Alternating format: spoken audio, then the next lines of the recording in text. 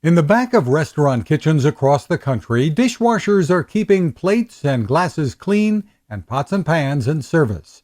Dishwashers wash everything that gets dirty in the kitchen, operating automatic dishwashers and hand washing items that require it. As the most entry-level position in many restaurants, dishwashers may be responsible for all sorts of odd jobs necessary to keep the kitchen running. They take out the trash, unsweep or scrub the floors, unload deliveries, stock supplies, set up the dining room, and maybe ask to prepare some food items. Small cuts or burns are very common in kitchens, and dishwashers typically wear gloves at work. Most dishwashers work part-time, and it's not uncommon for workers to stay in the job a short time. Dishwasher positions typically do not have specific education requirements. Many people find seasonal work as dishwashers or begin their careers in the restaurant industry by washing dishes.